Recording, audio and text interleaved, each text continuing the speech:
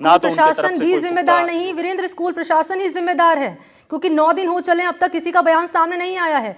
जब बच्चे स्कूल पढ़ने जाते हैं, माँ बाप ये सोचकर भेजते हैं कि हमारा बच्चा अगर जा रहा है तो वो 4, 5, 6, 7, 8, 9 घंटे अगर स्कूल में है तो वहाँ पर सुरक्षित है। लेकिन यहाँ हमने देखा कि सुरक्षा के नाम पर क्या कुछ नहीं यहाँ पर परोसा गया है, सिर्फ और सिर्फ चुप्पी यहाँ पर साध ली गई है।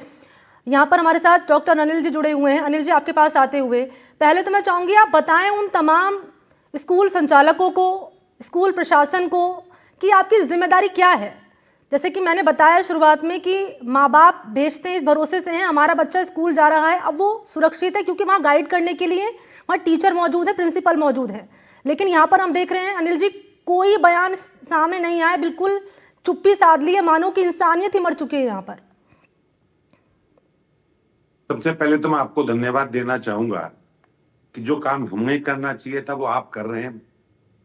बहुत बहुत धन्यवाद पूरी आपकी टीम को कि आप लोग इस काम को कम से कम कर तो रहे हैं। सबसे पहले धन्यवाद आपको। दूसरी चीज जो विशेष रूप से मैं कहना चाहूंगा, जब ये घटना घटी तो एज एक पिता भी हूं मैं, स्कूल संचालक के साथ एक शिक्षक भी हूं और एक इंसान भी हूं। इन तीनों दृष्टिकोण से जब मैं देखता हूं तो स्कूल प्रशासन की जो जिम्मेदारी उस दिन बनती थी ना उन्होंने उस दिन निभाई, और जो अब बनती है उन्होंने अब निभाई। और आप ताजुब करेंगे, मैं ये बात आपको कह रहा हूं कि मैंने पत्रिका और भास्कर को लिख के स्टेटमेंट भेजा मेरा कि आप ये छापिएगा कि स्कूल प्रशासन को मैंने मैसेज किया, उन्होंने हमको जवाब नहीं दिया। मैंने कहा मैं मीडिया में जा रहा हूं, मीडिया मुझसे पूछेगा, मैं आपका पक्ष हो तो बता दीजिए, मैं रख दूंगा। उन्होंने कोई रेस्पॉन्स नहीं दिया। उसके बाद मैंने मीडिया को कहा कि मेरा बयान छापे कि स्कूल रिस्पॉन्सिबल है, तो मीडिया ने बयान नहीं छापा। पुलिस प्रशासन से बात करते हैं तो पुलिस प्रशासन कोई कहने को तैयार नहीं। शिक्षा विभाग को भेजा तो जाके आगे कुछ नहीं किया। मुझे ये समझ नहीं आता, 9 दिन उस बच्ची को हो गए, मैं खुद उल्टा सवाल कर रहा हूँ, शिक्षा विभाग क्या कर रहा है? उसको 9 दिन लगे, 9 साल लगेंगे जांच करने में। दूसरी चीज, विद्यालय प्रशासन नहीं देगा। अब सोचिए, जिन्होंने गलती की वो जवाब नहीं देंगे। हमारी लड़ाई ये होनी चाहिए, वो पेरेंट्स क्या कर रहे हैं, बाकी वो क्यों पढ़ा रहे हैं बच्चों को वहां, वो टीसी क्यों नहीं कटवा लेते? क्या देश में एक ही स्कूल है नीरजा मोदी? बताइए मुझे आप।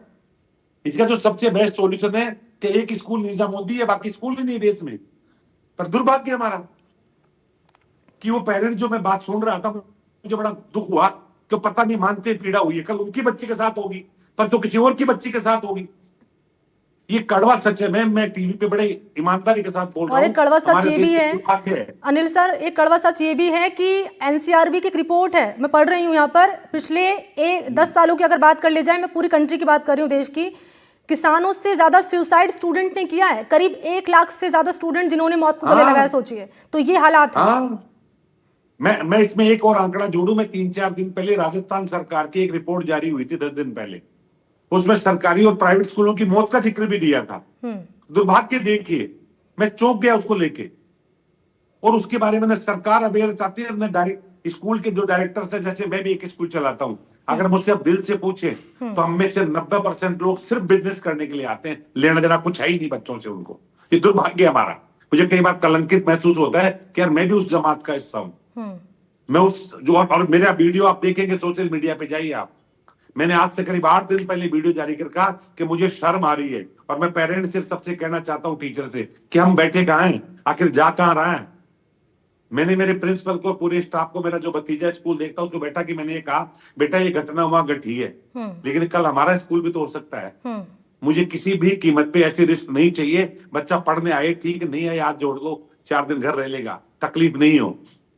एक बच्चा मेरे स्कूल में था, त्यागी करके, मैं उसके पेरेंट्स से आपसे बात करा सकता हूँ। जब ये ऐसे बात हुई तो मैंने उसको कहा आपका बच्चा स्कूल नहीं आना चाहता है, ठीक है, आप जबरदस्ती छोड़ रही हैं। अच्छा अनिल जी, मैं लौटूंगी आपके पास। अनिल जी, दरअसल हमारी बातचीत हुई थी, मंत्री है किरोड़ीलाल मीणा, जिन्होंने कहा है कि इस मामले को लेकर मंत्री ने कहा है कि वो मुख्यमंत्री तक पहुंचाएंगे और कह रहे हैं कि लड़ाई लड़ेंगे इस मामले को लेकर। क्या उन्होंने कहा, एक बार वो सुना देते हम दर्शकों को।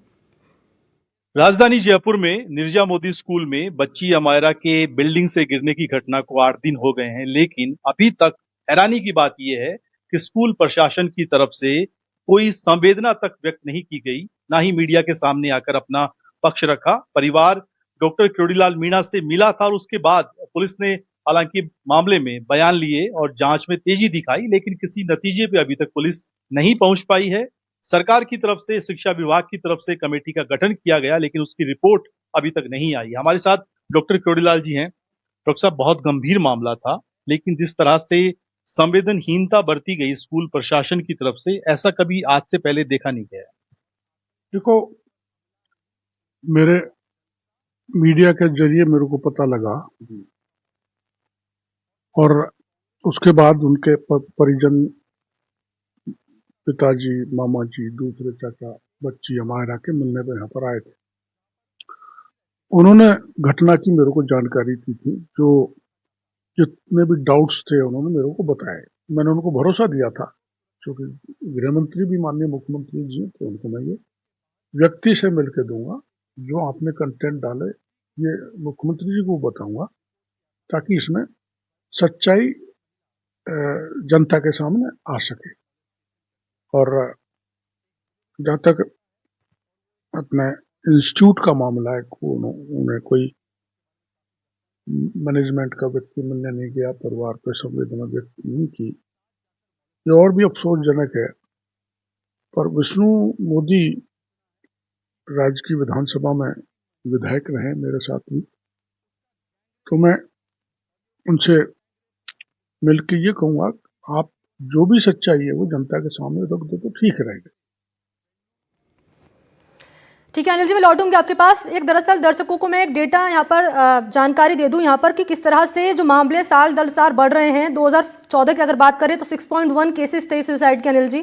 15 में होते होते 6.7 हो गए, 18 में होते होते 7.6 हो गए, 21 में होते होते 8% तक मामले पहुंच गए, और 2025 और 24 की अगर बात कर ली जाए तो 8.1% से ज़्यादा सुसाइड के मामले बढ़ रहे हैं। ऐसे में एनडीटीवी अपील कर रहा है सरकार से कि अब सख्त कानून बनाने की ऐसे मामलों को लेकर ज़रूरत है, ताकि ऐसे जो मामले सामने आ रहे हैं इसमें सख्त से सख्त एक्शन लिया जा सके लापरवाहों के खिलाफ में। एक अपील मैं चाहूँगी आप करें उन परिवार वालों से अनिल जी, पेरेंट्स से खास तौर पर, कि अपने बच्चों को कैसे वो गाइड करें, कैसे उनकी काउंसलिंग करें घर में, और बच्चे को किन बातों का ध्यान रखना ज़रूरी है अगर स्कूल में बुलिंग अगर उनके साथ हो रही है, वो स्ट्रेस में चल रहे हैं, परेशान है तो। इसका मैं बहुत बहुत धन्यवाद आपको। बड़ा सामान्य सा तरीका है जो मैं बार बार कहा करता हूं, पेरेंट्स अपने बच्चे को समझने लगे, उससे बात कर ले, बहुत है। दुर्भाग्य से पेरेंट्स बच्चे को पैकेज बनवाने के लिए स्कूल में लाते हैं और फिर बड़े बड़े स्कूल उसको व्यवसायिक तरीके से पैकेज बनाने की कोशिश करते हैं।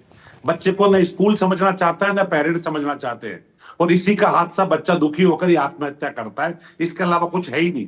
मैं मनोवैज्ञानिक भी हूँ, चाइल्ड साइकोलॉजी में पीएचडी हूँ, डॉक्टर। तब मैंने जब स्टडी की इन सारे केसेस की, तो सिंपल सा इतना ही है। हम अपने स्कूल में प्रोग्राम चाहते हैं, मीट योर चाइल्ड, और चलाते नहीं अपने नहीं, पूरे देश के जो स्कूलों में मैं वीडियो बनाकर भेज के कहता हूं कि बच्चे को उपभोक्ता मत समझो, बच्चे को वस्तु मत समझो, वो इंसान है। वो इंसान पिता परमेश्वर ने उसको यहाँ भेजा है कुछ अच्छा करने के लिए। आप उसको वो मत बनाइए जो माँ बाप कहते हैं, आप सच कहो। पर दुर्भाग्य से अपने बिजनेस के चक्कर में वो भी झूठ बोलते हैं। तो पैकेज के चक्कर में माँ बाप भी पढ़ रहे हैं और स्कूल भी पढ़ रहा है। तो सबसे पहले तो मैं कहूंगा, बच्चे को समझने की कोशिश करें, उसके साथ बैठें, उसको अपना माने, उसको प्रिजुडिस होकर नहीं, पूर्वाग्रह ग्रसित होकर उसको नहीं देखे। ये सबसे पहला काम। अगर बच्चा कुछ भी कह रहा है, मैं साइकोलॉजिकल रूप से कह रहा हूं, ये हमारा दुर्भाग्य है कि हम बच्चे के बारे में पूर्वाग्रह ग्रसित होते हैं कि मैं स्कूल नहीं जाऊंगी, बच्ची ने ये कहा, कल्पना करिएगा, तो मम्मी कहती मत जा बेटा, कोई बात नहीं, चल बता मैं बाहर जाऊंगी। अच्छा अनिल जी, मैं आपको एक वीडियो क्लिप, यहाँ पर एक ऑडियो क्लिप है, बच्ची ने